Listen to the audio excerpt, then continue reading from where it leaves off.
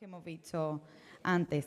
Modera la mesa Paloma Sánchez, que es la jefa del servicio de las convenciones de 2001 y 2003. Y nada, le cedo la palabra y que lo disfrutéis. Vale. ¿Esto funciona? Sí.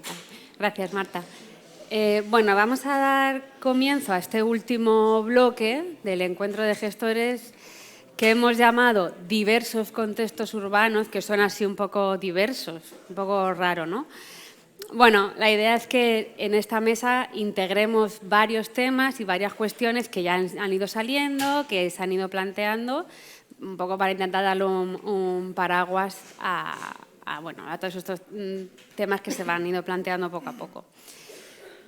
En esta mesa, una de las cosas que queremos remarcar es que hablamos del patrimonio inmaterial en contextos urbanos como si fuese una cosa nueva, como si fuese algo que nos hemos inventado, ¿no? Que tenemos que estudiar como aparte, pero realmente en las ciudades siempre ha sido espacio donde se ha desarrollado un patrimonio inmaterial intrínseco propio de todas las comunidades que lo han formado, y hay ciudades tan antiguas como Córdoba que le vas a decir a Córdoba que no tiene un patrimonio inmaterial propio. O sea, realmente esta distinción entre lo rural y lo urbano yo creo que nace más de esa antropología teórica del siglo XIX, del folclorismo, que intenta como separar e intenta unir lo que es el patrimonio inmaterial al folclore, cuando realmente vemos que esto es algo, como ya digo, teórico.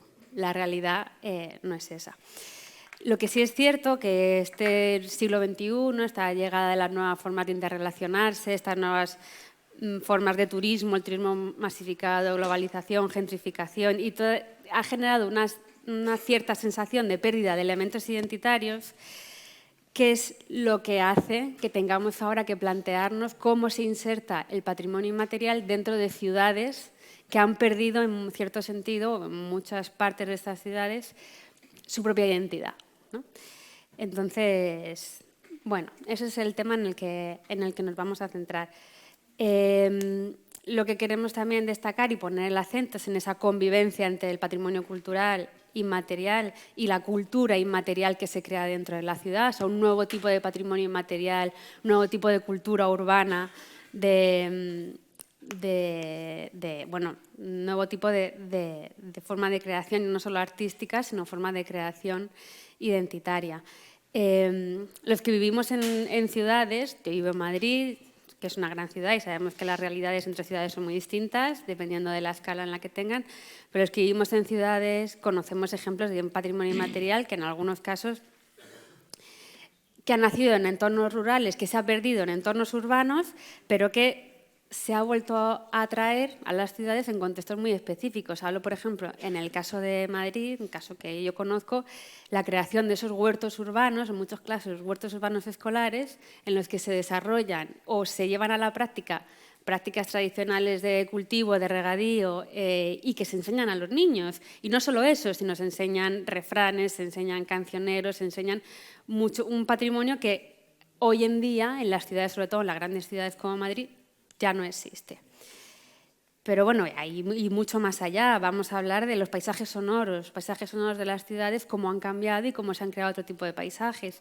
Vamos a hablar de cómo convive la arquitectura tradicional con los nuevos usos de las ciudades y de cómo el crecimiento a veces un poco incontrolado de las ciudades, hablando urbanísticamente, ha hecho que la arquitectura tradicional pues, quede un poco más diluida y que tenga otra función, ¿no? Vamos a hablar de muchas cosas, a ver si nos da tiempo a hablar de todo. Entonces, para ello, pues han venido aquí 5 personas que saben muchísimo, 5 expertos cada uno en su ámbito, que voy a presentar, ¿vale? Empezamos por Luis Pablo Martínez, es historiador y antropólogo, coordinador por la Generalitat de las candidaturas UNESCO del Palmeral de Elche en el año 2000, del Misteri o Festa d'Elx del 2001, de los Tribunales de Regantes del Mediterráneo Español de 2009 y del proyecto pedagógico del Museo Escolar de Pusol en 2009.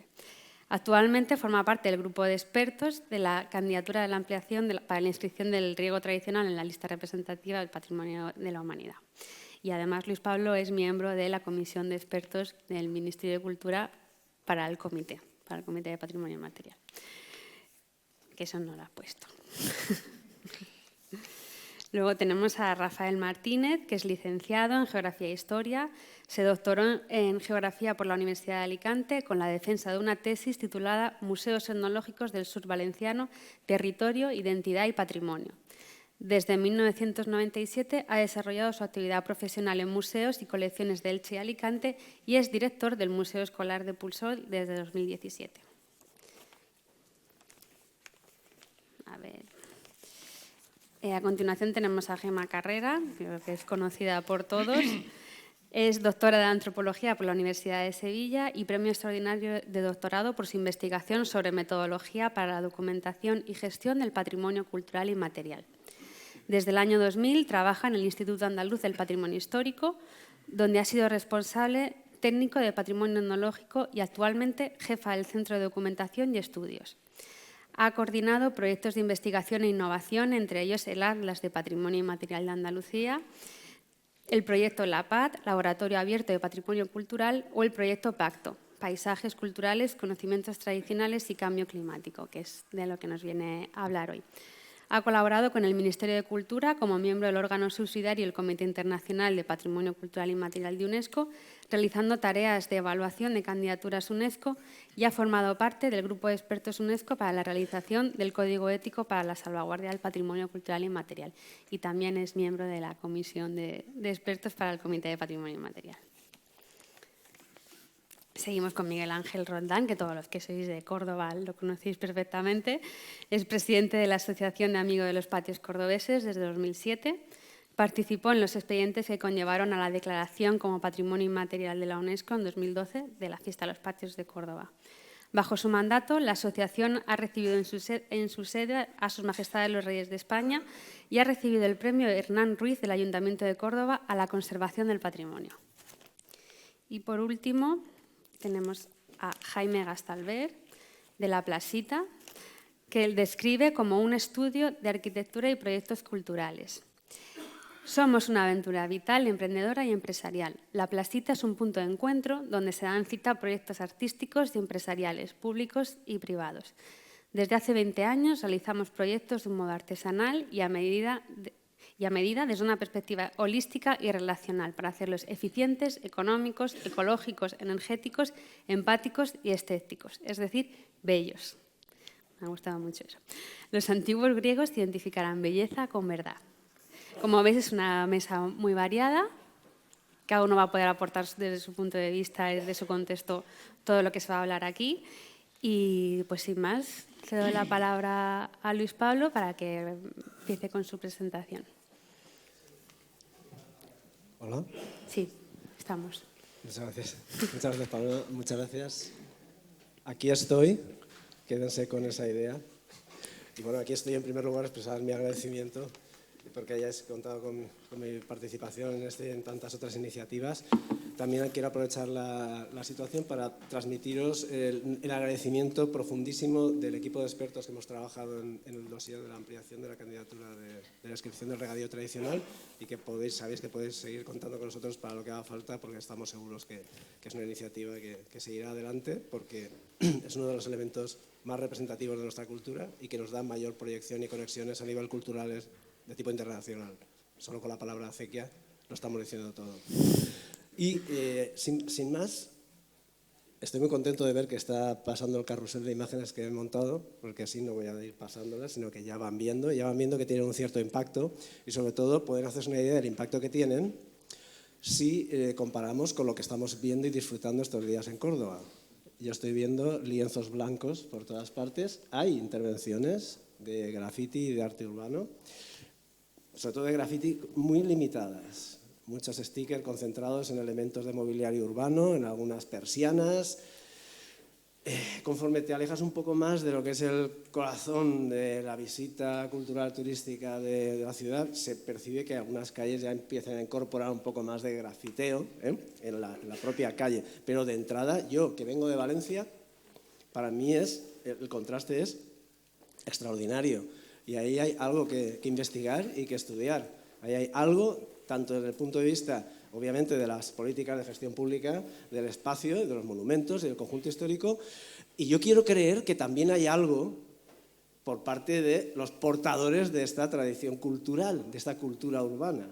Yo quiero creerlo, de verdad, que hay una cierta voluntad de autolimitación, se ve un cierto esfuerzo de concentrarse en algunos elementos, aunque a veces se desborda, y eso lo percibo incluso en Valencia, donde está absolutamente desbordado. Quiero decir, la presencia del graffiti, de las intervenciones en espacios públicos, el arte urbano, el muralismo, es absolutamente impresionante.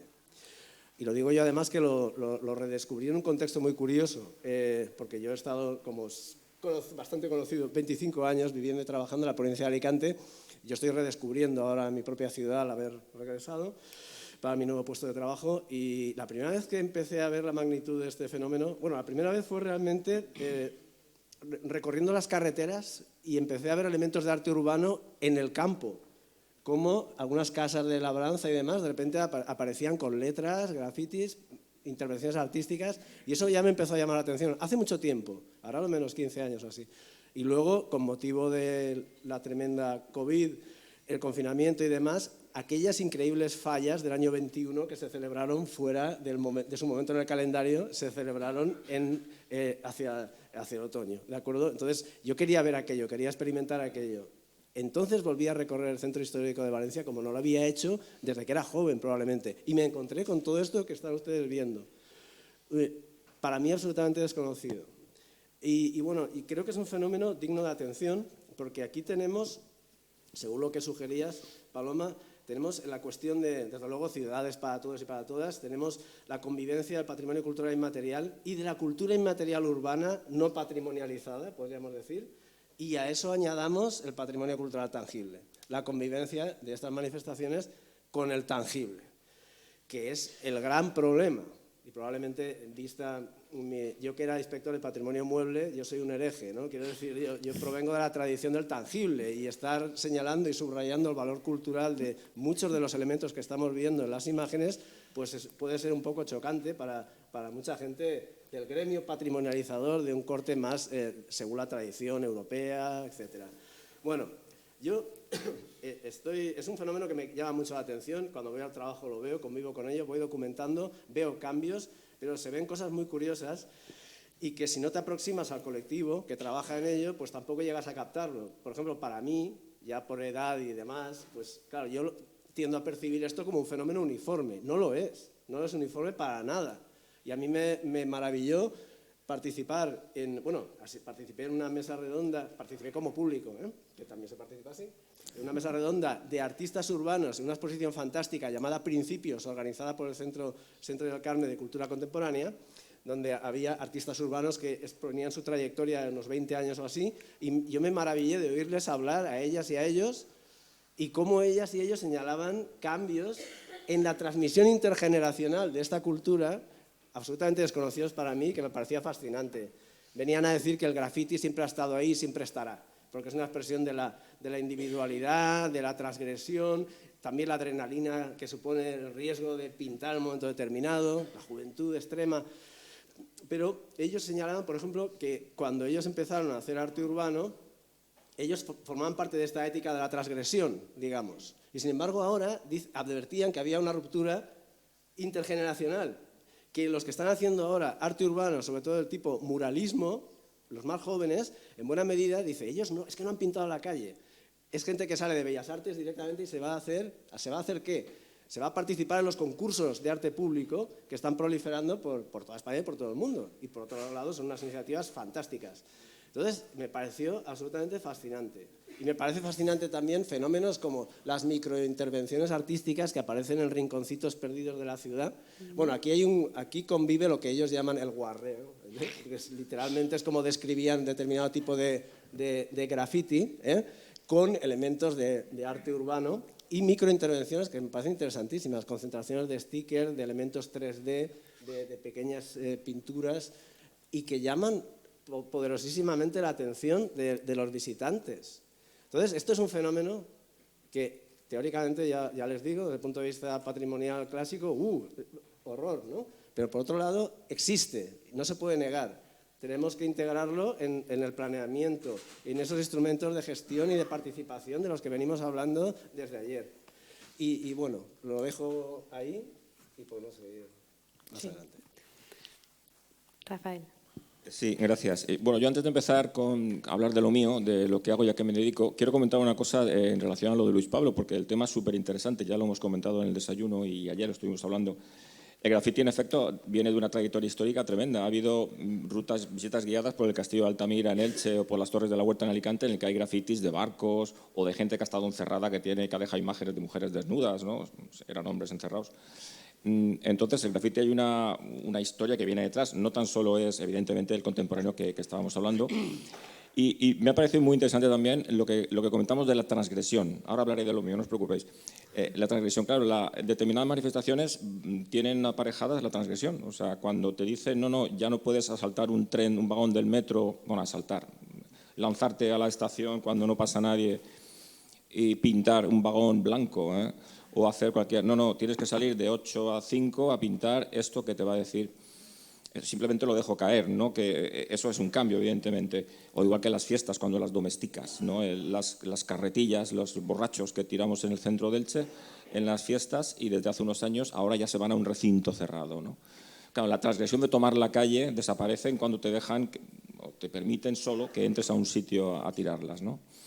Pero bueno, como sé que están grabando, a ver si lo oyen en mi pueblo, que está muy bonita la fiesta y os invito a ir.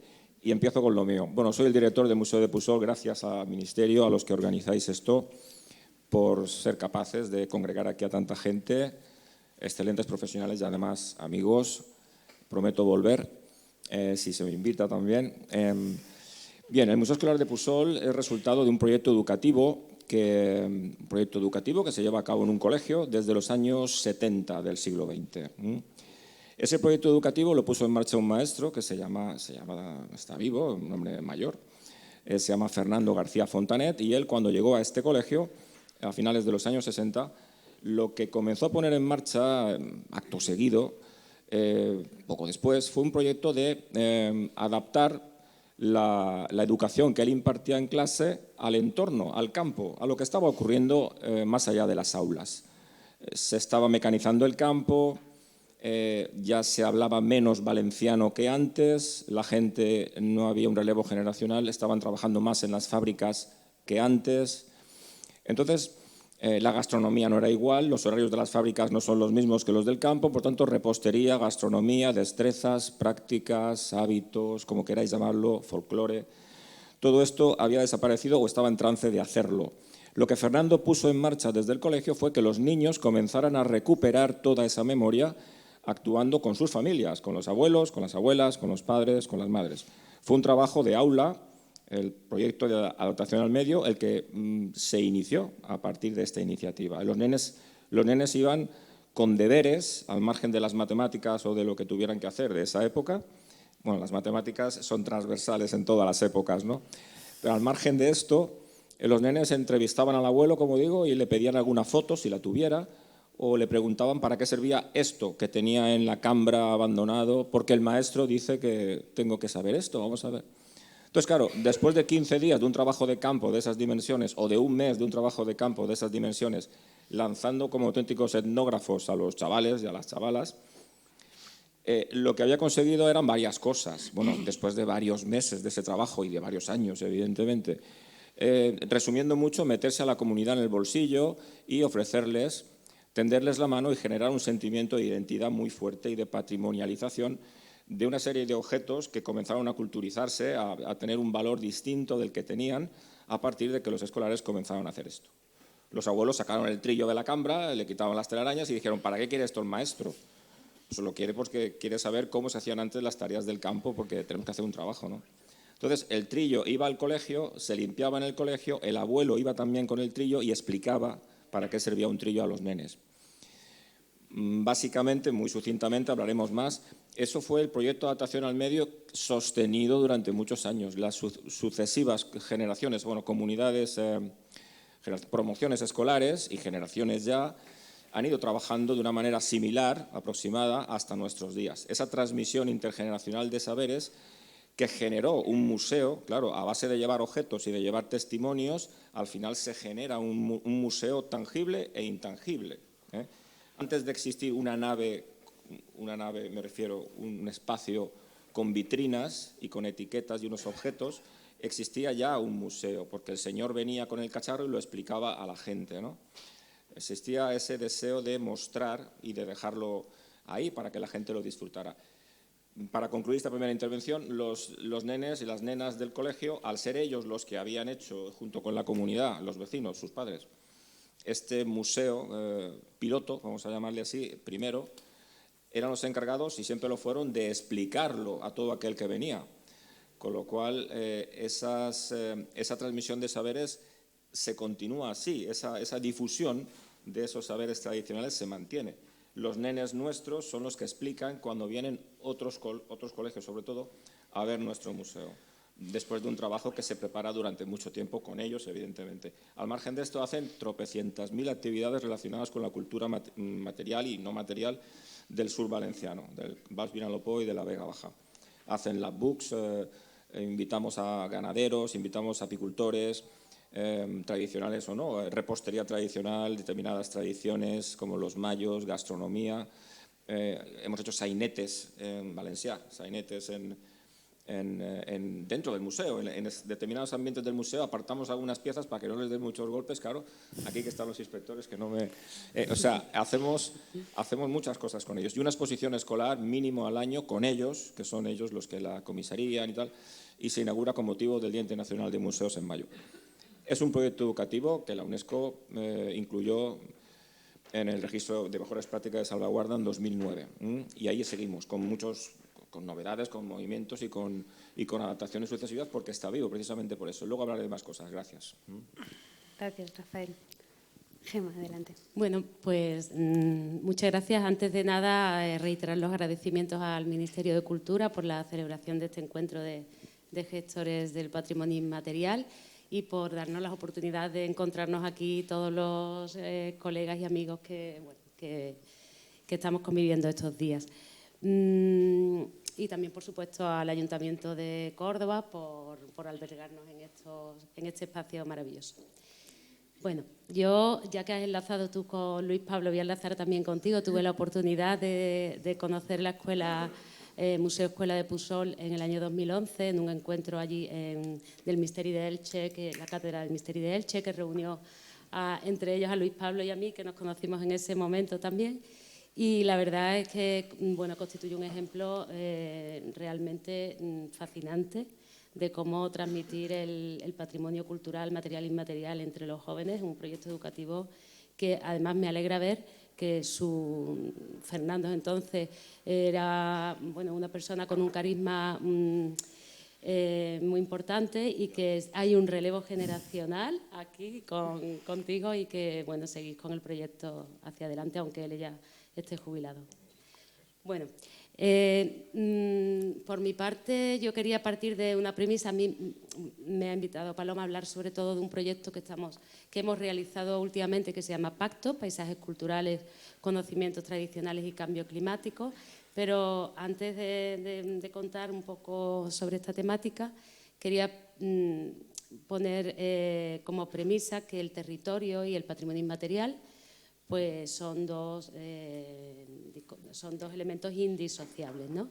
Que el territorio es resultado de la producción social del espacio, ya sea un territorio urbano o un territorio rural, que entre ellos hay una continuidad de la que tampoco se puede, no podemos poner límites, excepto en Melilla, que hay en ciudades así donde hay una valla pues, que lo limita, y por supuesto que el paisaje cultural, o sea, el patrimonio cultural inmaterial es una especie de dispositivo estructural de producción territorial. Es decir, el patrimonio inmaterial produce la ciudad, produce lo urbano y produce lo rural.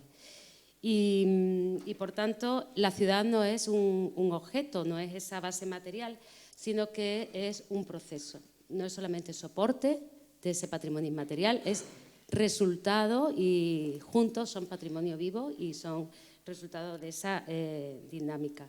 Es resultado de esas relaciones sociales, de prácticas materiales, de representaciones simbólicas y de dispositivos de poder. Es decir, eso que antes Gaia decía sobre la polis, ¿no? En realidad, los aspectos formales de la ciudad, la URSS, también utilizando ese término más latín, o las relaciones, las cívicas, la ciudadanía y la polis son dimensiones indisociables.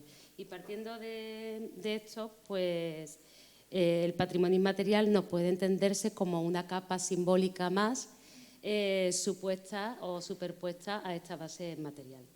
Es uno de los mecanismos fundamentales por los que se crea la ciudad. Y bueno, por ejemplo, no sé si hay ahí por ahí imágenes que también compartí contigo de la ciudad de Siena, donde la fiesta y la ciudad son también, bueno, pues no se pueden separar. La fiesta, todas esas contradas, esos barrios están delimitados por las contradas que participan en la fiesta, porque la fiesta es un hecho social total. Ese ritual que se produce ahí, como se produce en Sevilla la Semana Santa o aquí otros rituales, son los que configuran la ciudad y la ciudad configura la fiesta. Partiendo de esto, bueno, pues el proyecto Pacto, que es el que me trae a hablar de aquí, habla sobre paisajes culturales, conocimientos tradicionales y cambio climático. Lo que hemos hecho, en este caso en el Instituto, entre el Laboratorio del Paisaje y nosotros del ámbito de patrimonio inmaterial, es intentar identificar conocimientos tradicionales que son adaptativos frente a los efectos negativos del cambio climático y bueno, sirven para salvaguardar los paisajes culturales. Pero trasladando esto al ámbito urbano, donde también hay estos conocimientos adaptativos, pues los conocimientos tradicionales no son residuos del pasado, sino que de alguna forma son sistemas culturales de regulación ecológica y de adaptación climática. Y eso lo vemos en muchos ámbitos. En Andalucía, las comunidades en general, las comunidades andaluzas en general y los asentamientos humanos parten de unos recursos maravillosos. Tenemos unos recursos maravillosos que nos han hecho asentarnos de una determinada forma en el territorio. Pero también hay adversidades climáticas a las que siempre estas comunidades se han ido adaptando. Y se han ido adaptando porque hay una alta variabilidad hídrica, hay un estrés térmico y olas de calor que se sufren en todos los ámbitos. En esta ciudad, como decía Gaia, se vive muy bien todo el año, pero en verano se sufren 3 meses de calor. Y para eso pues se han creado, o se ha reaccionado, o se han producido estas adaptaciones culturales que constituye el patrimonio cultural. Por ejemplo, los patios de Córdoba. Si queréis los ejemplos los podemos ver luego, pero los patios de Córdoba no son solamente arquitecturas pintorescas para enseñar al turismo. Son dispositivos bioclimáticos que combinan la sombra, la evaporación, la sociabilidad como forma de habitabilidad que nos hace vivir mejor en esta ciudad con esas restricciones de carácter climático. Pero no por el cambio climático, sino que siempre ha sido así, ¿no? Tenemos esa capacidad. La cal, la producción de cal y la aplicación de cal en nuestra arquitectura vernácula y en los patios no es solamente una forma de ornamentación, es reflectante, es desinfectante y es un regulador térmico de nuestra arquitectura. Los sistemas de aljibes, fuentes, regadíos, toda la cultura del agua, pues son infraestructuras comunitarias que nos permiten almacenar y redistribuir el agua y bueno, conseguir abastecimiento hídrico, también la sociabilidad en torno a estas fuentes y espacios que siempre nos han atraído, también esa sonoridad que constituye uno de los orgullos de esta ciudad, ¿no? Relacionada con el agua. Los calendarios festivos pues también articulan esa relación entre las comunidades y los ciclos naturales. Los ciclos festivos están relacionados con los agrícolas y con lo climático.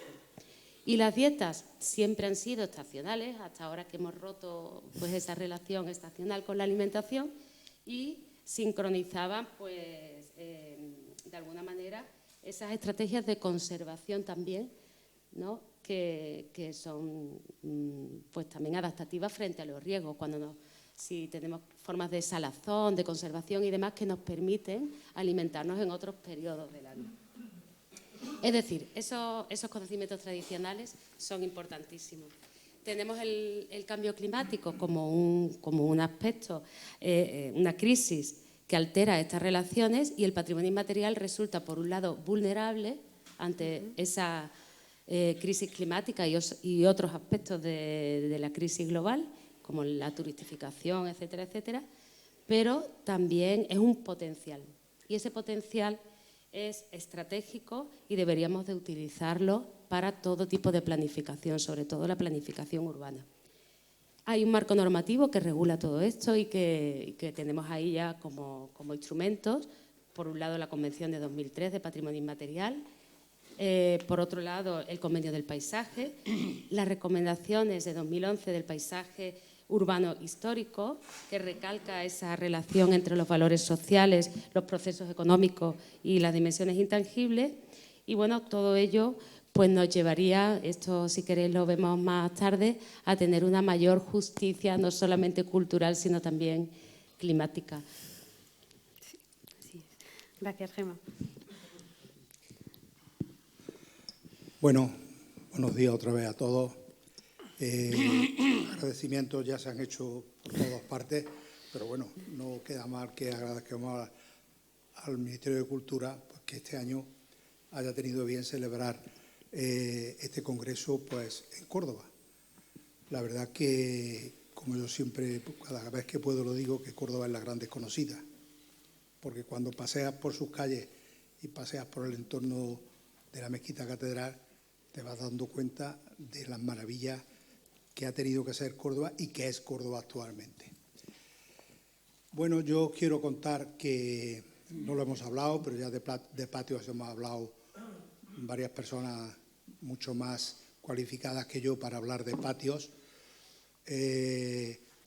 Sabéis que ayer visteis una pequeña representación de los patios de Córdoba. Pudimos ver de lo mejor que hay y dentro de las modalidades de concurso que hay en patios. Yo quiero también comentar que paralelo a ese concurso de patios que se celebran las 2 primeras semanas del mes de mayo de cada año, hay un concurso de rejas y balcones, también todo el casco histórico, que también es muy interesante y la gente se esmera en que sus rejas y sus balcones estén espléndidos para que todo el visitante vaya de patio en patio, que a lo mejor está un poco más distanciado, pero vaya viendo sus rejas y balcones. Pero a mí lo que me gustaría también en mi intervención es explicaros que dentro de la provincia de Córdoba, a raíz de ese patrimonio inmaterial del año 2012, en el 2014, Córdoba tiene aproximadamente unos 75 municipios y la Diputación, que es el gran ayuntamiento de todos los ayuntamientos de pueblos, a través de su Patronato Provincial de Turismo, decide crear el concurso de patios, rejas y rincones en la provincia. Entonces, ese año el gerente de ese patronato contacta conmigo, pues no para que yo le explicara cómo se organizaba, ¿no? Ellos lo organizaron, pero sí que fuera jurado de ese concurso. Eso comenzó en el año 2014, en el año de la pandemia no hubo, y este año próximo, este mes de mayo, pues celebraremos el undécimo concurso de patios de la provincia. Conmigo no han contactado todavía, pero digamos que yo ya me doy por apuntado para ir al concurso, donde fue un jurado esos primeros años de 4 personas y al final hemos quedado 2. Yo iba como técnico, como sabedor del adorno o el ensorno de un patio, y luego iban técnicos de arquitectura y de otras cosas, pero al final, bueno, pues por motivos que no vienen a cuento, pues al final no hemos quedado el propio patronato y un servidor. La verdad que ha ido mejorando mucho en estos 10 años que se han celebrado ya, pero hay una gran diferencia que sí quiero destacar. Mientras que habéis visto ayer en Córdoba, donde tú accedes a la casa y entras directamente al patio, en la provincia es muy diferente. ¿Por qué? Sabemos que la provincia de Córdoba es agrícola y ganadera. Entonces, según la zona donde vayas a ver patios, rincones y balcones, pues son muy dispares. ¿Por qué? Porque lo que están usando las casas actualmente como patio es lo que antiguamente era su cuadra o su patio de guardar las herramientas del campo. Entonces, ¿qué diferencia hay? Que tú cuando vas a la provincia a ver un patio tienes que atravesar toda la casa. Tienes que pasar por la cocina, por dormitorio, y entonces, claro, eso repercute mucho en ese concurso. Yo siempre lo digo, pero claro, la arquitectura de esas casas no la puedes cambiar, porque entonces tendrías que hacer casas nuevas.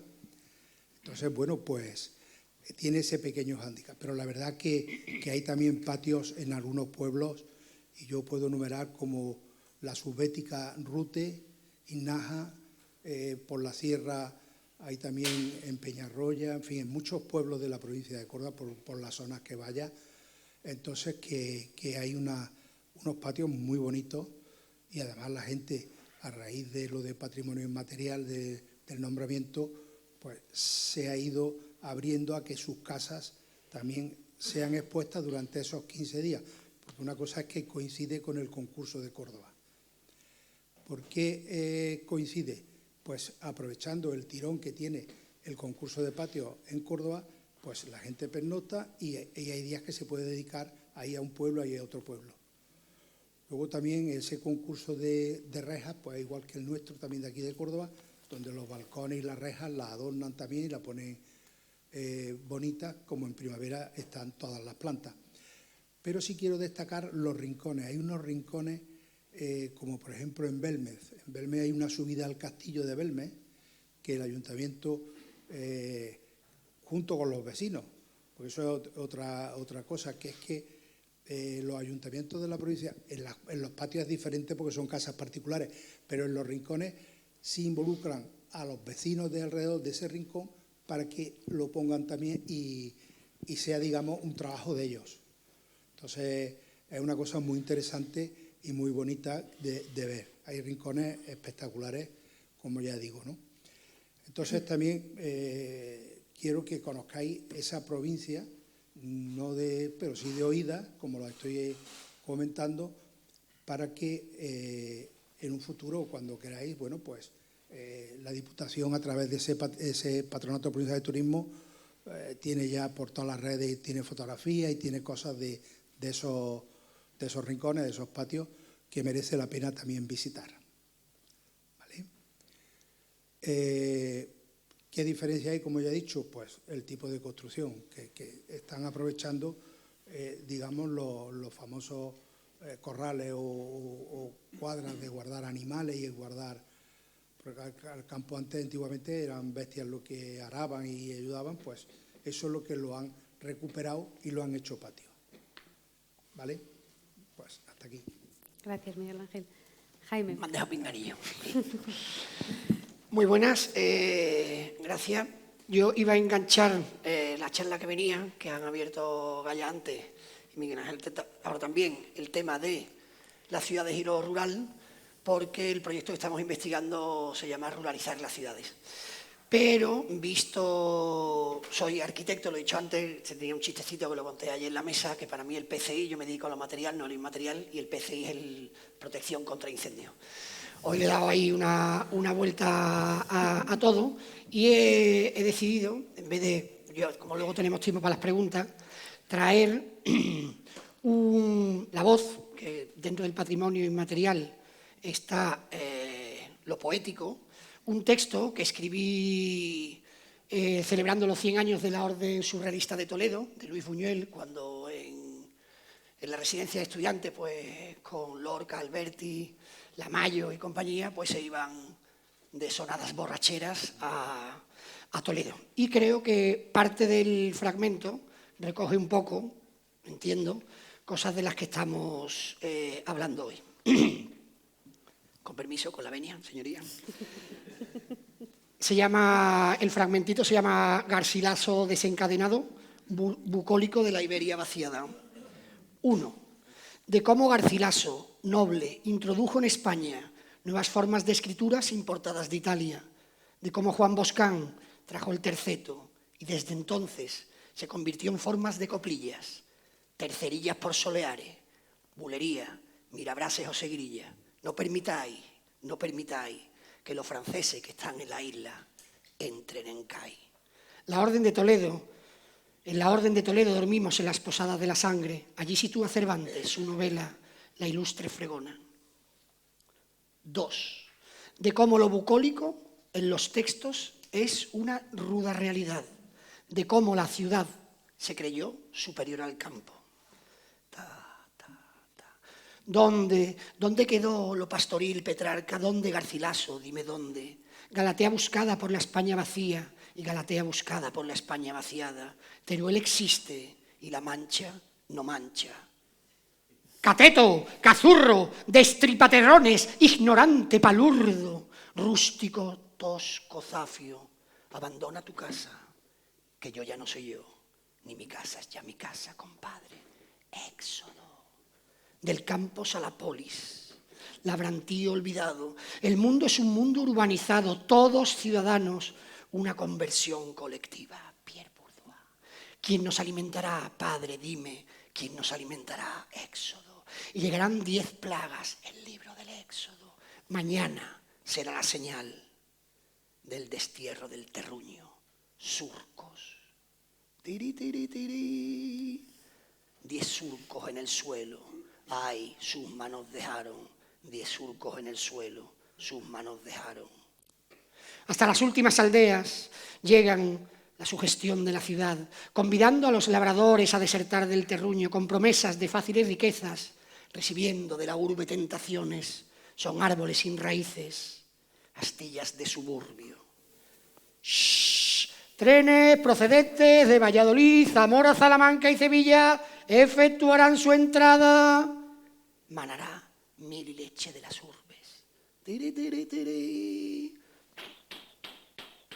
Siempre he querido vivir en Madrid, siempre he querido vivir en Madrid. Todos los paletos fuera de Madrid, todos los paletos fuera de Madrid. A la Madrid, a la Madrid, a la Madrid.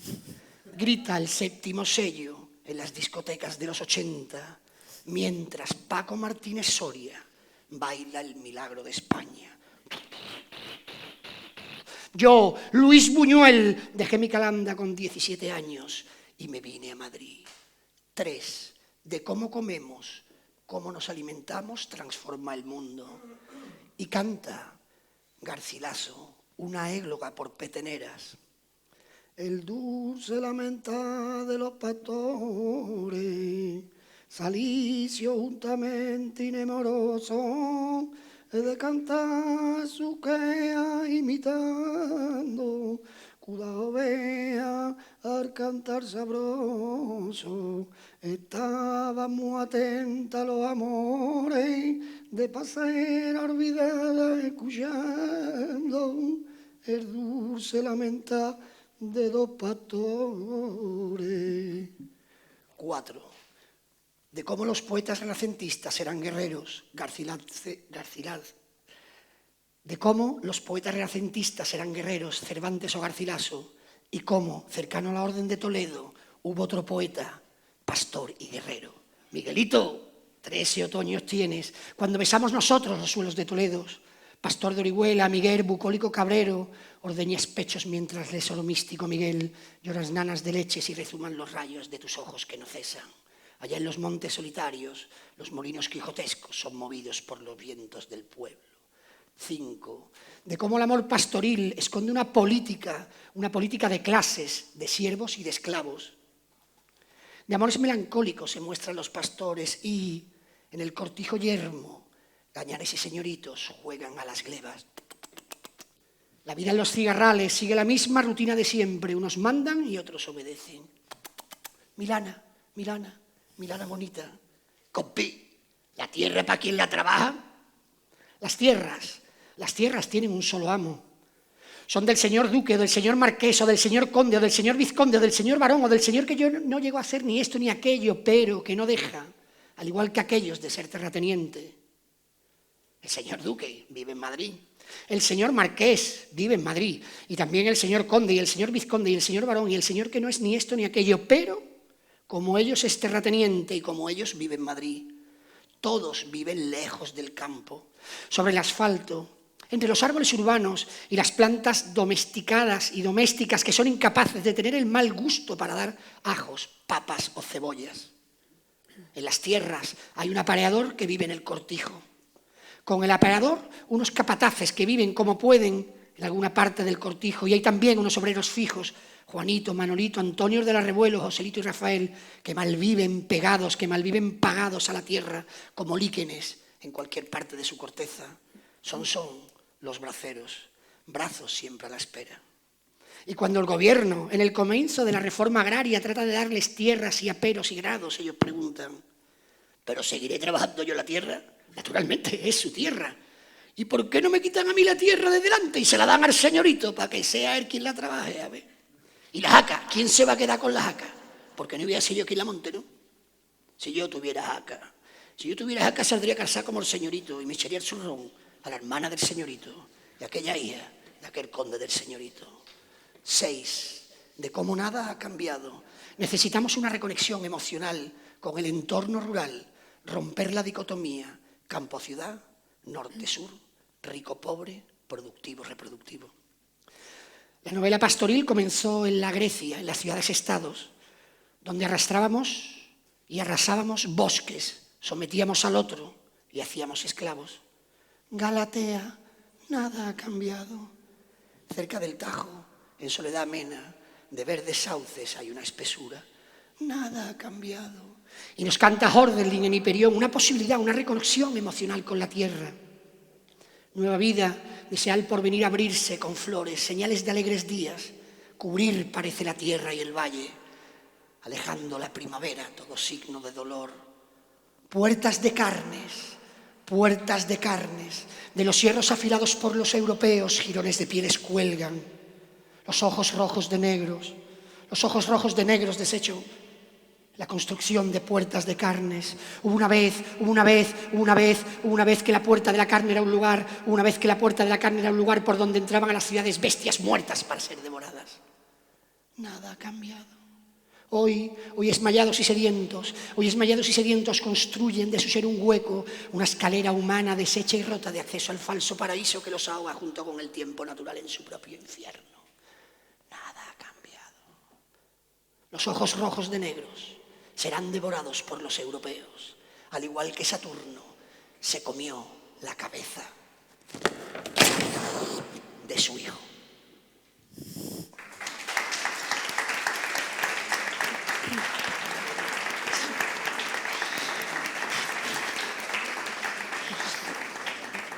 Muchas gracias. Bueno, muchas gracias, Jaime, por introducirnos de esta manera tan original. Muchos temas también. Ha sido muy, muy bonito, la verdad. Bueno, vamos a dar comienzo al turno de preguntas y al momento del debate. Yo quiero que aunque alguna pregunta puede ir dirigida a alguno de vosotros, pero sentiros en libertad de intervenir, de participar en todo lo que queráis y también al público. Veo una mano levantada. Sí.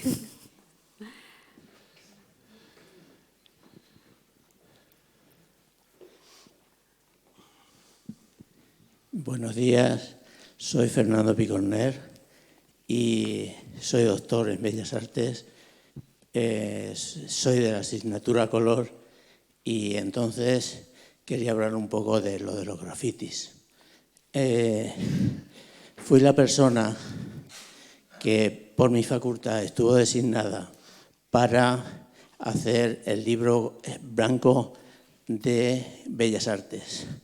Eso quiere decir el cambio de la licenciatura al grado. Entonces nos planteamos en las reuniones que tuvimos las facultades españolas en Madrid, en la Complutense, de cómo plantear el grado de Bellas Artes. Y decidimos que fuésemos sensibles con lo que se estaba haciendo actualmente relacionado con las bellas artes. Y concretamente quiero decir que en la Facultad de Murcia, el Departamento de Pintura, pues planteamos, dentro del libro blanco que se presentó al Ministerio, planteamos una asignatura que es pintura mural. Entonces estamos preparando a las personas para que salgan y los edificios los decoren, el entorno urbano y todo eso. Es nada en relación al tema que ha planteado el compañero. Gracias. Vale. Pues no sé si quieres comentar algo ya, Luis Pablo, o te lanzo una pregunta que tiene que ver con lo que nos ha comentado Fernando, que es el arte urbano, la cultura urbana. Ya no hablemos de arte, hablemos de cultura urbana, porque va más allá de la propia obra artística, sino que tiene una dimensión social, que es lo que además está caracterizado, yo creo, por esa espontaneidad. O sea, realmente está muy bien que se incluya en planes educativos, pero la cultura urbana es espontánea, principalmente, ¿no?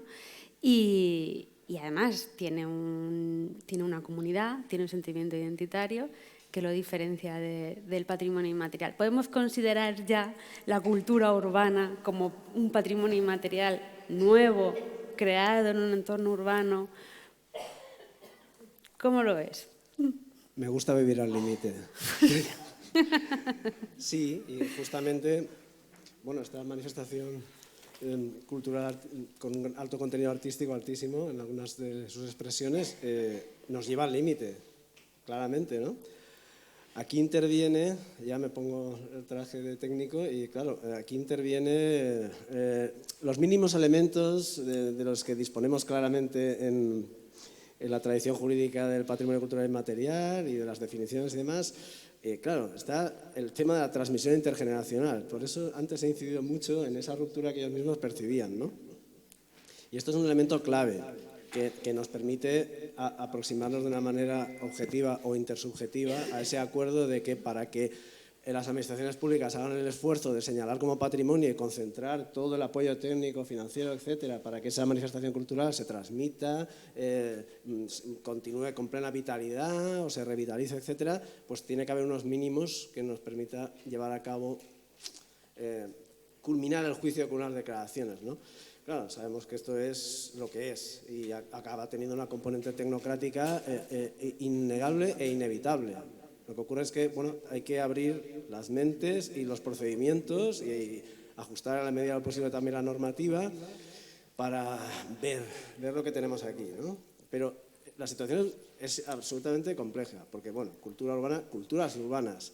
Hay infinidad de culturas urbanas, lo hemos estado comentando desde el inicio de las jornadas, desde la cultura valiosísima de una comunidad de vecinos que comparte una escalera y que llevan décadas conviviendo y que eso es algo culturalmente muy valioso y que en ello nos va la vida a la mayor parte de nosotros. No solo porque el acceso a la vivienda por alquiler o por adquisición es ya casi una cosa imposible, sino porque luego nuestros padres, nuestras madres, abuelos se hacen muy mayores, afortunadamente, porque la longevidad, pues con el avance, progreso económico, social, sanitario, general, pues estamos en un proceso de envejecimiento acelerado y, hombre, no estaría de más pensar que habría que tratar de incorporar esa variable de que necesitamos vivir cerca de esa gente que necesita nuestro apoyo, ¿vale? Entonces, esto es una manifestación cultural. Yo me he centrado en una muy determinada, así como muy espectacular. Acabo de mencionar una mucho más general, menos espectacular, pero que nos toca a todos muy, muy directamente. Y creo que estamos obligados a seguir pensando y explorando mecanismos para hacer posible que las ciudades sean para todos y para todas, que sean vivibles, permítanme la expresión, y que podamos continuar con nuestras familias, con nuestros amigos, sin necesidad de desplazarnos a X kilómetros, con una red también de transporte público que en ocasiones puede dar problemas, con una sobresaturación del uso de los automóviles. Y ahí está la necesidad de trabajar en planes de salvaguarda, en instrumentos más próximos a esa gestión más concreta que haga posible revertir determinadas iniciativas o, digamos, determinadas tendencias creadas por el mercado libre. Y para cerrar la pregunta con relación concreta con si lo que hemos estado hablando sería objeto o podría ser objeto de reconocimiento, ya te digo que técnicamente hablando yo el criterio de transmisión intergeneracional lo tendría muy claro y tendría muy claro también, es muy necesario incorporar la voz de quienes hacen estas manifestaciones, quienes las hacen y las recrean, porque son voces muy plurales que responden a intereses muy diversos y generacionalmente también diversos. Y es muy interesante oírles cuando ellos, por ejemplo, señalan claramente un tipo de arte urbano que forma parte de lo transgresor y de un arte urbano más, digamos, podemos decir domesticado, y creado en función de otras dinámicas que son igualmente legítimas en el sentido de que la gente necesita también labrarse su porvenir y un porvenir ligado a la creatividad siempre es un maravilloso porvenir y que encima embellece nuestras ciudades. Sí, esto enlaza con un comentario que ha hecho antes Rafael, una expresión que yo creo que es clave cuando hablamos de contextos urbanos, que es el ocupar la calle. Que las personas que vivimos en las ciudades ocupemos la calle. Eso es una forma de ocupar la calle. Pero lanzo esta pregunta un poco a todos y a quien la quiera contestar. Cuando hablamos de ocupar la calle, hablamos de una serie de espacios que se identifican dentro de las ciudades. ¿Cuáles podrían ser esos espacios de integración entre lo que es la ciudad y lo que es el patrimonio inmaterial? O sea, ¿en qué contextos podemos crear esos espacios de integración? ¿Quién se lanza? Bueno, a ver, como decía antes, el patrimonio inmaterial y la ciudad están indisolublemente unidos, por tanto hay muchos aspectos de integración. Pero de forma, por ejemplo, ¿cómo afecta las distintas crisis, no solo la crisis climática, también otras crisis globales que afectan a todas las ciudades, a ese patrimonio y a la ciudad que construye ese patrimonio inmaterial? Pues está claro que afecta mucho más a los barrios más densos, a los que tienen menor cobertura, por ejemplo, vegetal, a los que tienen mayor precariedad energética y tienen menor capacidad adaptativa. Por tanto, hay espacios donde es más fácil integrar ese patrimonio inmaterial en la ciudad y hay otros que es más difícil. Y entonces estamos hablando de realmente, como dije al final, de justicia climática, ¿no? Entre otras. También de derecho a la ciudad, de derecho a la cultura, de derecho al uso del espacio público. Y eso tiene mucho que ver con lo que antes se ha hablado en la mesa anterior y hemos apuntado aquí, que es con la gobernanza. Y la gobernanza pues, es uno de las claves para hablar de esa integración de ambos aspectos, el territorio y las manifestaciones que se producen en él. Es decir, en esos contextos, las redes comunitarias, la capacidad de socializar, de crear cohesión social, es un instrumento para mitigar todos esos riesgos que afectan a esas comunidades. Y cuando hablamos, por ejemplo, de huertos urbanos, que antes tú nombrabas, pues no estamos hablando de agricultura, estamos hablando de una manera de crear territorio dentro de la ciudad, de soberanía alimentaria, un poco lo que, bueno, también de alguna forma también ha apuntado poéticamente Jaime, ¿no? Cuando esa ciudad que está circundada de toda esta tierra y todas las políticas agrarias que se hacen, cómo afectan al propio abastecimiento de la ciudad y a esa soberanía alimentaria. Estamos hablando de fuentes de regadíos y de abastecimiento hídrico, y tenemos sobre la mesa, por ejemplo, una candidatura de patrimonio inmaterial sobre esta temática. Cuando el Ministerio de Transición Ecológica, la Fundación Biodiversidad, financian el proyecto Pacto de Paisajes Culturales y Conocimientos Tradicionales, lo hacen porque quieren poner en valor la importancia que tienen estos conocimientos tradicionales para gestionar todo esto desde ese ámbito, cómo las prácticas culturales son importantes para la eficiencia también energética, para la eficiencia hídrica y demás. Y sin embargo, pues se tiende a la tecnificación, a sustituir nuestras acequias y nuestras fuentes por riego, por tecnificado y por goteo, y se nos van a plantear problemas para declarar este patrimonio inmaterial. Entonces, bueno, pues la ritualidad urbana, otro espacio, ¿no? Es una forma, como tú dices, de ocupación social del espacio público, de hacer doméstico nuestro espacio urbano, de convertirlo en nuestro hogar dentro de la ciudad.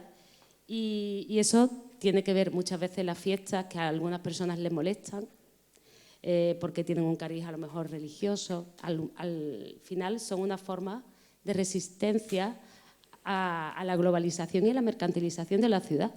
Estamos utilizando a partir de esos rituales la ciudad, ocupándola y convirtiéndolo en nuestro hogar y haciendo comunidad dentro de la ciudad. Por tanto, sí, esas son algunas de las formas de integración que creo que se pueden producir. Sí. Yo, con respecto a eso, volvería a esa especie de indisciplina que tenían los primeros grafiteros, porque, por ejemplo, cocinar en la ciudad está prohibido. No puedes hacer una paella ni una fideuá en un parque, y es un espacio perfectamente adaptado para, en su propio diseño, poder cocinar los domingos. Y las casitas que tenemos son muy pequeñas, las vamos a seguir haciendo pequeñas porque la vivienda va por densidad, y la densidad tenemos el espacio que tenemos. Vamos a seguir con casas de 45 metros cuadrados, vamos a poner que la ciudad sea un salón para todos. Entonces creo que el cocinar en la ciudad me parecería de hecho nosotros hemos hecho como grafiteros paellitas de vez en cuando por Berlín. Estamos en una rave y a las 6 de la mañana, aquí yo qué hambre tengo, cada uno se iba para su casa, estábamos con varios valencianos, entre ellos el barber, y montábamos allí pues paellas a las 6 de la mañana en los parques, comíamos y a las 9 que abrían los bares nos íbamos con la paella. En Alemania estaba el anuncio de Villarriba y Villabajo, y entonces decía, ¡ah, Villarriba, Villabajo! Y nos daban luego cervecita por comida, por el intercambio. Entonces yo creo que este punto de indisciplina hay que tenerlo. Creo que somos como esas plantas de los marqueses, demasiado domésticas y domesticados, y un poquito de zarandeo tenemos que tener la institución y sobre todo la ciudadanía. Sí, eso es un tema muy interesante el que planteas, porque yo no sé si vosotros lo habéis vivido, o sea, yo sí que lo he observado, de nuevo en Madrid, perdonadme, pero es que es donde vivo, entonces es lo que más conozco, es como la nueva ocupación de los parques. O sea, los parques antes eran sitios donde los niños iban a jugar al parque y luego los adolescentes pues hacían sus botellones o lo que quisieran hacer, y ahora de repente los parques son lugares de encuentro para celebrar cumpleaños o para celebrar cualquier otro evento social, familiar o entre amistades, y yo creo que eso es algo que también ha venido de fuera. Porque sobre todo en comunidades de origen latinoamericano ellos son muy de usar los parques. Seguramente por lo que planteabas de las casas cada vez son más pequeñas, pues no tenemos espacio para invitar a los 30 de nuestra familia para hacer una fiesta, ¿no? Entonces lo hacemos en el parque. Y eso me parece, la verdad, que un proceso nuevo, muy interesante, que también en algunos casos se está llevando al extremo.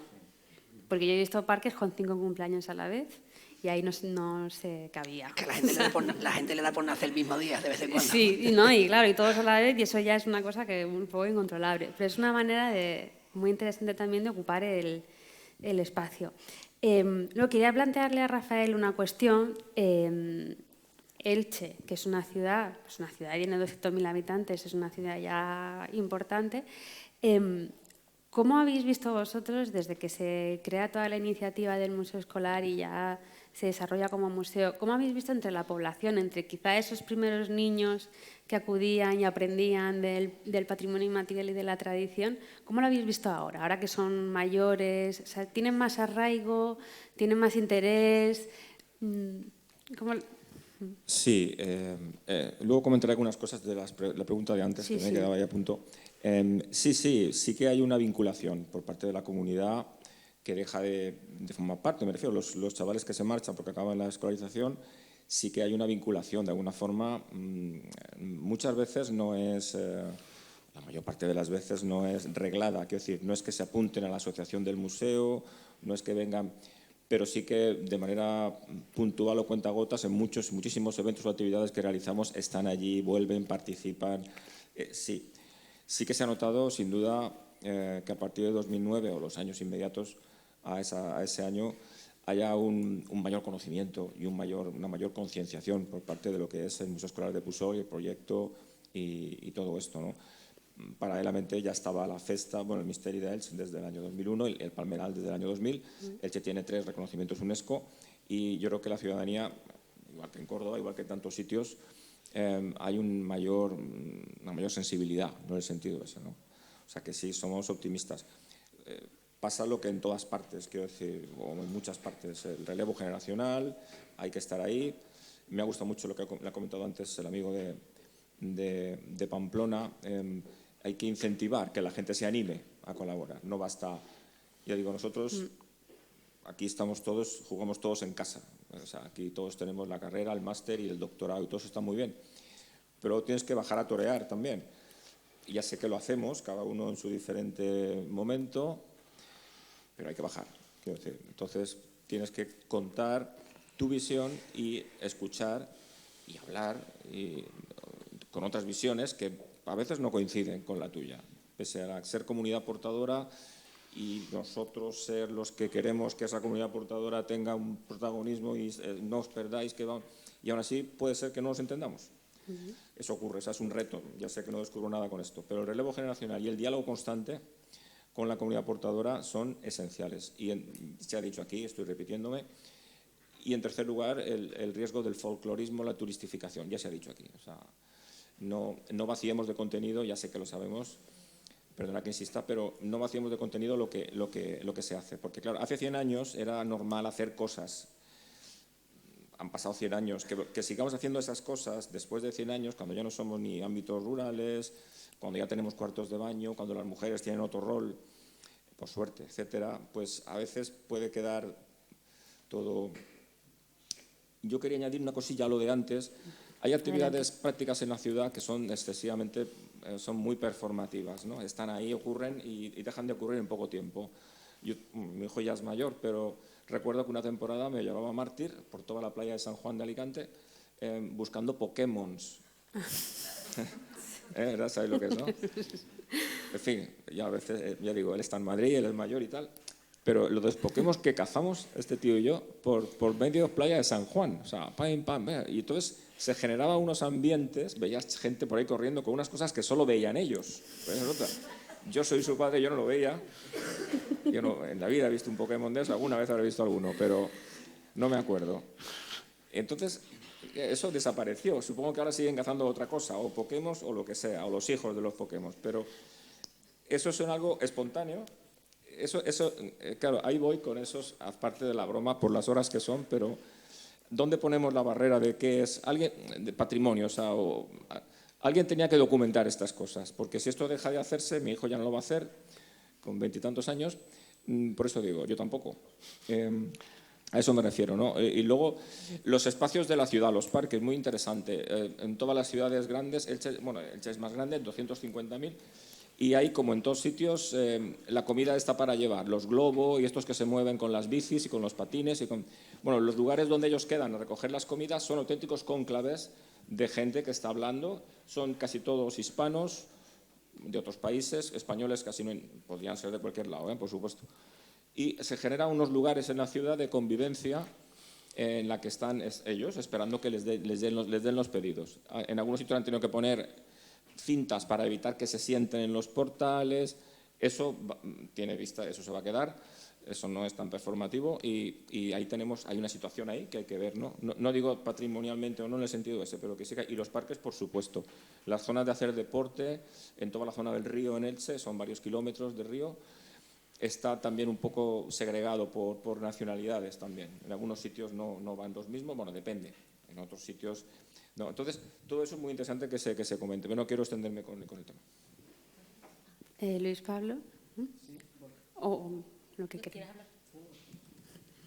Bueno, antes se me ha olvidado citar un un documental que se ha producido hace poco en Sevilla de una compañera arquitecta que se llama Reyes Gallego y ha hecho un documental que se llama Ellas en la ciudad y que quería poner en relación a ese tema de la gobernanza, ¿no? Bueno, si no lo habéis visto, por favor, vedlo porque es maravilloso. Todos los sevillanos y sevillanas estamos muy orgullosas de Reyes, de haber contado de esa forma algo tan importante que muchos desconocen, que es como la ciudad de Sevilla, en la época de los años 60, 70, con el desarrollismo, pues se instalaron en esa zona periurbana, periférica de la ciudad, pues familias que venían probablemente de las zonas rurales de alrededor de Sevilla y no tenían prácticamente ninguno de los servicios necesarios para habitar la ciudad. Y las mujeres ya las amas de casa y mujeres mayores que bueno, se organizaron para poder crear, reivindicar y crear esos servicios necesarios para la educación de sus hijos, para la compra en el mercado. O sea, el cartel del documental es una señora arrastrando un carrito, que es algo muy normal en Sevilla cuando vamos a comprar en toda Andalucía, ¿no? Un carrito, cómo se recorrían kilómetros para poder ir solo a comprar el pan o los alimentos esenciales, ¿no? O como para ir al médico pues tendrían que recorrer otros tantos kilómetros. ¿Cuántos kilómetros recorrieron aquellas familias para poder acceder a los servicios mínimos en su ciudad? Y cómo la organización de estas mujeres, que además tuvieron el apoyo de los centros de educación de adultos, que fue fundamental, para también transformar su capacidad de actuación y de generar este movimiento social que reivindicó todos estos servicios, bueno, pues ayudaron a construir la ciudad de Sevilla y a alimentar su habitabilidad, sus significados y sus sentidos, ¿no? Entonces, quería reivindicar un poco también este documental como una de las fórmulas de comunicar la importancia que han tenido las mujeres en la construcción de la ciudad, de nuestra ciudad. Y ya, bueno, lo que quería un poco como conclusión, no conclusión, pero sí como idea fundamental de lo que he intentado exponer, es que si el patrimonio cultural inmaterial es una estructura, digamos, de creación, un dispositivo cultural, una infraestructura cultural, no estamos hablando de cine ni de teatro, estamos hablando de infraestructura cultural capaz de crear ciudad y significado. ¿Podemos imaginar la planificación urbana sin tener en cuenta, o la ciudad del futuro sin tener en cuenta todos estos conocimientos y saberes? Esa creo que es, bueno, pues la pregunta un poco que lanzo aquí a todo el mundo, a la mesa y al público. Yo quería comentar, referente a todo esto de la ocupación y todo, y va más al antropólogo.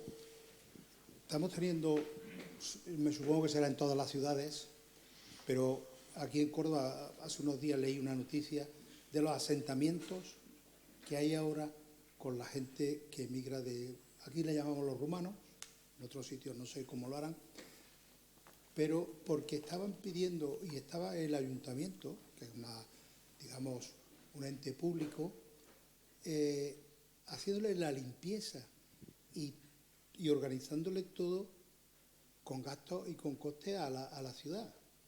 Entonces, no sé yo si eso nos puede afectar en un futuro, o que sea un efecto llamada para que venga. Hablaban de 17 asentamientos en la ciudad de Córdoba, donde es una ciudad media, 300.000 habitantes. Entonces, yo creo que eso es un fenómeno que nos debe de preocupar también para esa ocupación de espacios de la ciudad. Bueno, yo creo que en ese sentido es lo que se hablaba en la mesa anterior, quizás, que es parte un poco más de lo que es la integración en los entornos urbanos y la integración en el propio funcionamiento y en el propio desarrollo de la ciudad. O sea, es nueva población que no vamos a dejar que no tengan servicios o que no puedan acceder a unos servicios y a un Claro, lo que tenemos que hacer es ese proceso de integración, ya no solo de inclusión, sino de integración absoluta, que formen parte de nuestras ciudades, porque vamos, es que además lo vemos en todas las ciudades, o sea, no nos queda otra, y además nos aporta muchísimo a nuestro acervo cultural propio la integración de estas personas, ¿sí? Gemma, ¿quieres o...? Sí, bueno, que esas personas no deberían vivir en esas condiciones. Por supuesto que no. de habitabilidad. Quizás todos esos patios que están vacíos podrían utilizarse para poder albergar a estas personas. De hecho, en los años que empiezan a habitarse los patios de personas que vienen de fuera de la ciudad, vivían de forma hacinada en los patios. O sea, que toda esa folclorización actual que se produce y que pues transmite una idea de los patios como lugares un poco bucólicos, en una época no fue así. Y bueno, lo que se ha conseguido es que los patios de Córdoba pues, estén habitados de mejor forma, con propuestas como, por ejemplo, la de Pax Patio de la Sarquía, y deberían de ser habitados todos de manera que la ciudadanía, tanto la local como la que viene de fuera, pueda ocupar la ciudad de una forma más digna. Sí. Luis Pablo, creo que querías intervenir antes. De otro modo, si se me permite hacer un poco de tándem con Rafa, claro, es que el tema me toca Elche y la llevo muy dentro. Sí, no, pero esto me lleva a pensar y hablar un poco del tema de la escuela. No sé, la administración educativa, en su evolución histórica, pues ha acabado generando equipamientos soberbios, muy bien implantados en el territorio en general, pero que, claro, en paralelo se han ido bunkerizando. Son unos espacios con sus patios, con sus canchas de deporte, con sus bibliotecas, con sus aulas de informática, con todas esas cosas, y están ahí. Pero debido a la propia evolución que ha experimentado nuestra sociedad, pues eso se han ido cerrando, se han ido transformando en espacios limitados, o sea, hipersectorializados, solo para la formación de los alumnos, alumnas matriculados, matriculadas en la escuela. Muy bien. Puzol es el contraejemplo, o más bien diría yo, el ejemplo de lo que entiendo yo que sería un equipamiento público educativo con un aprovechamiento cultural social maximizado.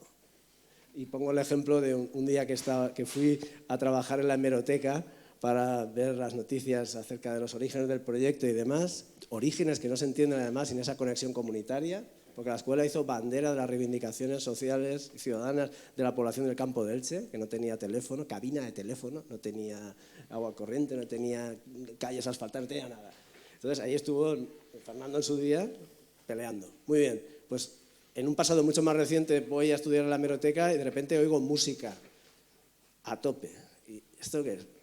Era una clase de zumba para las vecinas y los vecinos de la partida rural. Y eso es Puzol, y el espíritu de Puzol. Y realmente que se mantiene en Puzol el espíritu y la realidad de la escuela unitaria. No es una escuela unitaria perfecta, porque ahora está estructurado según infantil, ¿no? Primer ciclo de primaria y segundo de primaria, ¿verdad?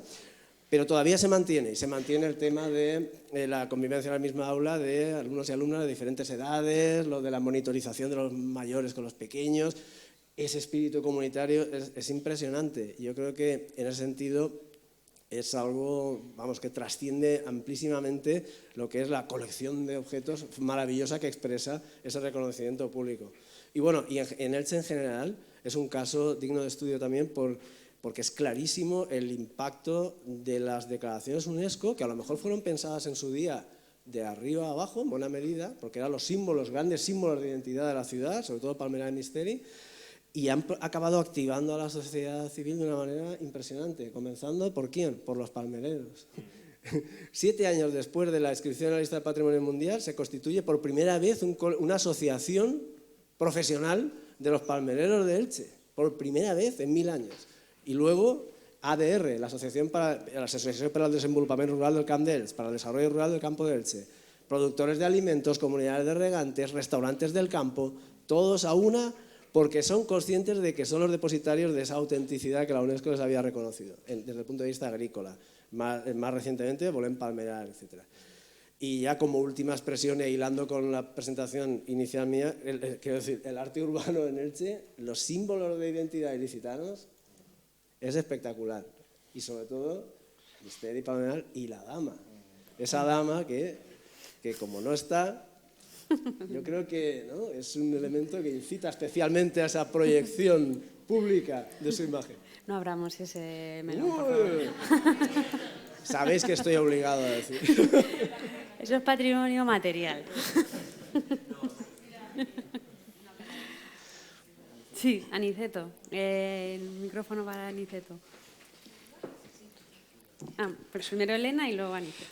Sí, yo quería comentar sobre el tema de la apropiación de los espacios públicos en las ciudades. Hay una amplia experiencia, y la cooperación española lo ha sustanciado durante años, la rehabilitación de espacios públicos degradados como una forma de tomar ese espacio público de nuevas formas, de una forma más equitativa, más convivencial, y eso suele funcionar. De otra parte, una reflexión. La ocupación de los espacios y obedece también a una cierta lectura de capacidad económica y de clase social que viene ligado a los fenómenos de movimientos poblacionales, de inmigración y todo esto. A más poder adquisitivo, la forma de vida tiende a un urbanismo más cerrado, o bien en manzana cerrada, o bien en urbanizaciones unifamiliares, con equipamientos solamente concentrados para los miembros de esas comunidades, y las clases más desfavorecidas pues viven en entornos más pequeños, bloques de pisos, una concentración mayor, unas calidades menores, una capacidad económica menor también para tener unas condiciones vitales más dignas y sobre todo en cuanto a temas de cambio climático, a la protección contra el calor, contra el frío. Sabemos que hay ayudas para poder mantener las casas calientes o refrescarlas en verano. De hecho, se están estableciendo refugios climáticos, que son equipamientos públicos pensados para otras actividades que se puedan utilizar solamente por el hecho de tener un confort térmico mínimo. Ya estamos hablando para poder tener una calidad de vida. Tenemos unos términos muy serios realmente, ¿no? que hablamos como cambio climático de una manera muy fácil, pero son condicionamientos reales, ¿no?, que están empezando a ocurrir. Si establecemos esas limitaciones y también, y por último, la apropiación del espacio público por las clases, precisamente ese tipo de habitantes que en sus hogares no tienen esas condiciones, sí que habitan ese espacio público, el uso de los parques, de las fuentes públicas, de manera que es una forma de escapar de una ratonera. Al final, si no tenemos condiciones habitables, pues vamos a intentar buscar otros lugares por espacio y por confort en ese sentido también, que favorecen esa interrelación. ¿Qué pasa? Que se producen cada vez, a mi juicio, una compartimentación mayor en lo social, porque vamos autosegregándonos en función de nuestra capacidad adquisitiva o de dónde vivamos. Restamos la oportunidad de convivencia y de una multiculturalidad y de una diversidad cultural y precisamente de esa integración, ¿no? Y yo creo que y creo que el urbanismo tiene, aparte de la gestión política, por supuesto, pero el urbanismo tiene mucho que decir en ese sentido. Y lo que decía, estoy de acuerdo con lo que apuntaba Gema, que el patrimonio inmaterial, es decir, las formas que tenemos de entender la interrelación, la convivencia, dan las claves también de cómo plantearse el urbanismo por el carácter precisamente de cada uno de los lugares, de las ciudades también, ¿no? Que al final se estructuran. Yo entiendo la ciudad como una suma de microestructuras, que son los barrios, en las zonificaciones que van dando un carácter propio, ¿no? La representante de la asociación vecinal de la mesa anterior pues daba un poco esa pauta, ¿no? Al final, nuestra capacidad social no es tan grande. Tenemos nuestra escala humana de relación se circunscribe a los lugares que habitamos y también en la ciudad. Gracias, Elena. ¿Alguno quiere hacer? Aniceto, sí. muy interesante lo que planteaba Elena ahora de los refugios climáticos. También es un tema, sí. Bueno, muchísimas gracias. Hay varias cuestiones que ya sé que estamos terminando, pero no me gustaría pasar la oportunidad para ponerlos sobre la mesa. Una, yo creo ya se ha comentado, que es el tema de... Yo sigo sin ver también esa relación entre contextos urbanos, contextos rurales, no entiendo esa división, el por qué no funcionan. Y después también, al hilo de lo que se ha comentado acerca de la emigración y la inmigración, yo creo que tenemos muy poca memoria histórica. Y me ha venido a la cabeza todo lo que significó la emigración de andaluces, extremeños, gallegos, asturianos a muchas de estas ciudades, y lo que significó eso desde el punto de vista de la socialización y todo lo que significó desde el punto de vista de cómo se vivía y cómo se trasladó esos caracteres identitarios de cada una de esas zonas, de las cuales tenemos todavía contextos rituales, ¿no? Y que creo que no deberíamos de olvidarnos y que sería interesante de tener en cuenta a la hora de trabajar sobre muchos de estos temas, y no los demos tan por alto, y vincularlo también con la situación tan compleja y de tanta penuria acerca de los inmigrantes de distintos sitios que vienen a este país. Y después también me gustaría también, porque muchas veces cuando se habla de patrimonio cultural inmaterial, creo que se tiende mucho a banalizar este tipo de elementos en cualquiera de sus expresiones, y creo que sería interesante, y una cuestión que os pongo sobre la mesa porque hay compañeros de la Comunidad Valenciana, ¿no?, del papel tan importante que ha tenido el patrimonio cultural inmaterial en momentos tan complejos como fue el COVID y como ha sido la Dana.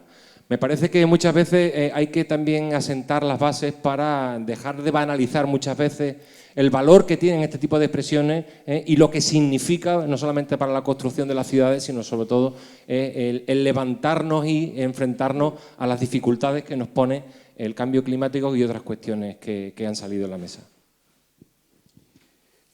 Sí, bueno, no sé, hay una breve comentario a lo que me comentas, comentas aquí en el grupo. Yo hice la prestación social sustitutoria entre 1994 y 1995 y estuve de lazarillo con una señora ciega 14 meses.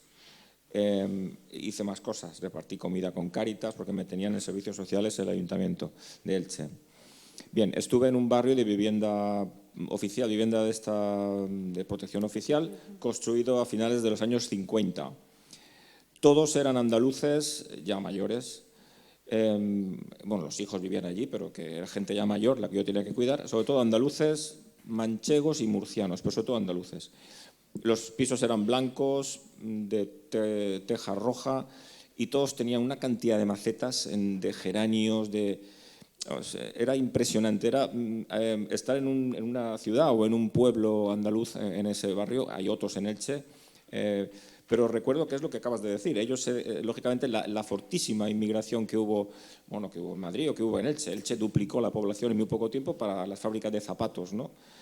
Y se crearon barrios por todos lados, ¿no? Y algunas zonas, en concreto este barrio donde yo hice la prestación en el 94, pues ya digo, las perdices en las jaulas, estos eran manchegos, ¿no? Los geranios, estos eran de Granada, sobre todo de Granada y de Jaén, fue muchísima gente allí. Y cuando entrabas también, los guisos, yo viví en un barrio a las afueras de Elche, me crié allí, y yo conocí antes pueblos como Darro, Purullena, La Peza, de la provincia de Granada, antes que donde estaba Monforte del Cid, por ejemplo, que está al lado de Elche. O sea, entonces, lo que genera, que en el fondo es riqueza, tardemos en digerirlo más o menos, o algunos o quien sea no terminen de ver y no lo digieran, pero eso es una riqueza tremenda, o sea, eso es magnífico, que la gente, dentro de, ojo, no quiero frivolizar, los problemas que uno vive para que se tenga que mover 1000 kilómetros de donde nació, no quiero frivolizar con esto, estoy hablando de cuando la circunstancia se ha dado, pues que intentemos, en efecto, pues potenciar y proteger, en definitiva, y comprender. A ver, eso que has dicho me lleva a pensar también sobre otra temática, que es la de eliminación de determinados oficios y actividades productivas que existían en Andalucía y que generó, entre otras, ese gran éxodo hacia otros lugares de España, ¿no? Y eso tiene también que ver con políticas, con planificaciones hechas de aquella forma y que, bueno, ha provocado pues que Andalucía se haya dedicado sobre todo a partir de entonces a actividades relacionadas con la agricultura, con el sector primario y demás, habiendo tenido una industria y unas actividades productivas industriales muy interesantes. De hecho, no ya industriales, pero sí artesanales. Córdoba es una de las ciudades con mayor riqueza en cuanto a artesanías dentro de Andalucía, ¿no? Y a mí una de las cosas que me lleva a cuestionarme cómo se hace la planificación del centro histórico y la gestión el plan de gestión del centro histórico, que quizás se debería de tener más en cuenta que esas actividades artesanales que hay alrededor de la mezquita, que podrían ser lugares locales y demás para esos talleres artesanos, en vez de para, como hemos visto, pues lugares de merchandising así turísticos, industrializados, que vienen no sé de dónde y que no están potenciando que la artesanía cordobesa tenga un lugar para su producción y su venta, ¿no? Entonces, todas esas cuestiones a la hora de planificar deben de tenerse en cuenta. Sí. Igual que la alimentación. O sea, yo venía para acá desde el hotel y veía toda la campiña y la sierra que rodea Córdoba. Está totalmente vinculada con su paisaje también agrario, y debería tener más presencia toda esa actividad productiva en la ciudad, ¿no? De una forma, no ver tantas franquicias sobre almendras y garrapiñás, sino a lo mejor más producción agroalimentaria local y comarcal que tiene Córdoba alrededor de sí misma, ¿no? Los vinos, por favor. Que se ofrezca el vino fino de Córdoba y los amontillados, ¿no? En los sitios donde uno va a comer, que tenemos una producción vinícola riquísima en esta provincia, y que se haga más patente. Todas esas cuestiones son una forma de gestionar de manera integral el patrimonio inmaterial en nuestras ciudades. Aparte que el Moyate tiene un nombre preciosísimo, un vino que se llama Generoso, creo que no hay más que decir. Yo me he sentido con el urbanismo, y bueno, Gaya de esto seguro que sabe más porque ha estado también en la administración. Yo no le veo solución, la verdad. O sea, en las escuelas de arquitectura se enseña un urbanismo decimonónico por un lado, y que lo importante es la plusvalía. Estamos lejísimos de cualquier tipo de planificación, cositas contadas, pero yo lo veo complicado, y ojalá se pudiera meter todo lo inmaterial y lo material, pero creo que ahora mismo es casi un oxímoron, o sea, hablar de esas cosas. Nosotros lo que llevamos investigando desde hace pues ya casi 10 años es meter la perspectiva de la alimentación. Pues yo sí que creo que campo y ciudad están separados, y lo viene contando Marx desde hace 300 años. ¿Qué ocurre? Que el campo ya ha dejado de existir porque las tecnologías han unificado prácticamente todo, pero las cosas siguen con sus no medios de transporte, y por eso también se van vaciando. Y ahora me gustaría rematar con la fragilidad. Pero estamos intentando encontrar un punto intermedio entre lo rural y lo urbano, que siempre hablamos de urbano, que habría que definir qué es. Nosotros hablamos de bioregión, que es algo más, es meter al concepto área metropolitana toda la parte geográfica, toda la parte de ordenación del territorio. Ahí aparecen unos territorios en los que no son ni ciudad ni campo, aparece lo periurbano, y en ese periurbano es donde nosotros estamos intentando tener ese soporte. Ayer se hablaba, ¿no?, que lo inmaterial tiene una parte material y tiene un espacio físico temporal en un sitio. Pues en esas partes periurbanas que no meto ni Barcelona ni Madrid, ¿no?, que son casos específicos, pero luego todo el área metropolitana de Valencia o la bioregión de Valencia, que tiene la suerte también de tener muchísimos paisajes productivos agrarios, donde se puede cultivar de todo. El caso de Sevilla o Córdoba, que tenemos cerca de 9 paisajes productivos, o sea, que tenemos marisma donde se puede hacer arroz, que por cierto es toda migración levantina, y tenemos vuestras costumbres también por allí. Y nos vamos a comer los arroces unos los domingos magníficos. Entonces, ese espacio periurbano en todas las ciudades medias y áreas metropolitanas se podría meter desde una perspectiva de la alimentación, y cambiaría el urbanismo de modo radical, porque la alimentación lleva implícito toda esa parte. Y me gustaría, con esto cierro, que se ha hablado constantemente, ha aparecido en las 3 mesas el concepto de relevo generacional, y que yo traía también ahí para hablar un poco de eso, que en la mesa anterior habéis sacado términos tan bonitos como la fragilidad, que has ido hablando, habéis hablado también de asociacionismo, en vez de andar de modo individual, andar de modo asociado, que tiene que ser participativa para que no desaparezca. Pero creo que también hay que meter otras cosas, que es la economía, hay que pagar. La cultura no puede ser precaria, no puede ser un agricultor y no cobrar, no puede ser pescador y no comer. Si no, ¿quién se va a ocupar de eso? Ocúpate tú, como decías de la jaca.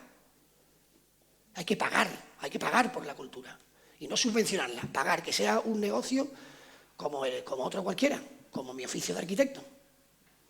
La otra cosa que hay que hacer es que, aparte que requiere un esfuerzo físico y emocional, muchos de ellos, importante. Otro, que parece que hay muchos estudios que ya sí están reconociendo a esos agricultores periurbanos agroecológicos cuando van a vender su producto, sí se le está reconociendo como que son importantes socialmente, hasta ahora es cateto, palurdo, no sé qué, o sea, el de pueblo es chungo. Entonces, si no cobras y eres malo, ¿quién quiere hacer un relevo de eso? Hay que ser un friki. ¿Vale? Entonces, y hoy día con la sensación de que el mundo está al alcance de la mano. Pero hay otra que me parece importante y es la parte que nosotros, desde el estudio de arquitectura, tocamos el patrimonio inmaterial, que son los oficios, artesanía. Entonces, hay que formar. En Granada hay una escuela de arte y oficio que tiene 175 años y no le va a faltar ni un relevo generacional para seguir tallando y restaurando la Alhambra. Aquí hay formación, por ejemplo, de jardinería formal.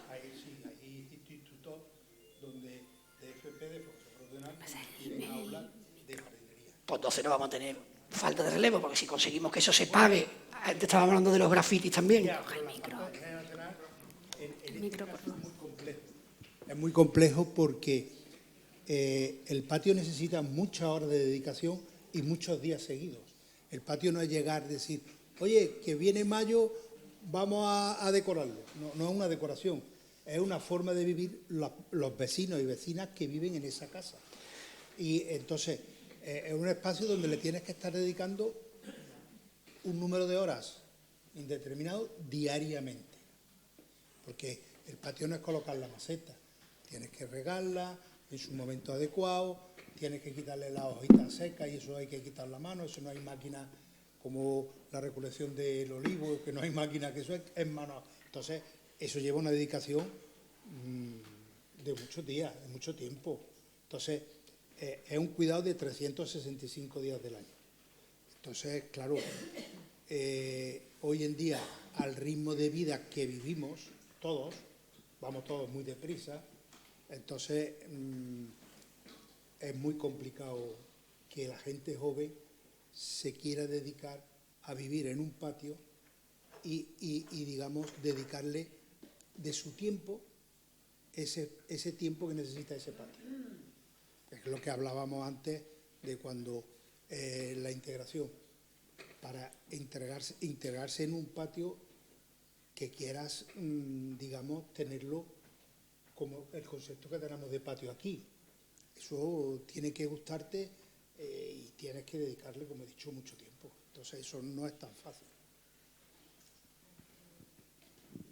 En relación a eso que dice Jaime, yo estoy de acuerdo contigo que los oficios tradicionales no tendrían sentido su continuidad si no pueden vivir de ellos, ¿no? De su trabajo, y esa es la propia lógica que tiene todos esos oficios. Si uno quiere ladrillos de taco, pues tiene que pagar al trabajo que cuesta hacer los ladrillos de taco. Nunca va a pagar todo el trabajo que cuesta, porque las horas que se dedican a hacer un objeto de tipo artesanal no están pagadas de ninguna manera, ¿no? Pero si tenemos que medir en términos de rentabilidad económica las horas que uno dedica a un ritual festivo, por ejemplo, esa gente que se lleva todo el año ensayando para la fiesta del año siguiente y que dedica tanto tiempo a aspectos relacionados con la sociabilidad, con la creación de manera además no individual sino colectiva, donde nadie es protagonista de nada sino somos todos, donde se genera esa... está pagado porque te genera ese sentimiento de identitario y de colectividad, que es lo que hace que la gente siga reproduciendo y produciendo esos rituales sin que haya ningún tipo de intercambio económico, más allá de que los rituales festivos generan en la ciudad quizás más ingresos que cualquier otra actividad, pero no en las personas que se dedican a ello.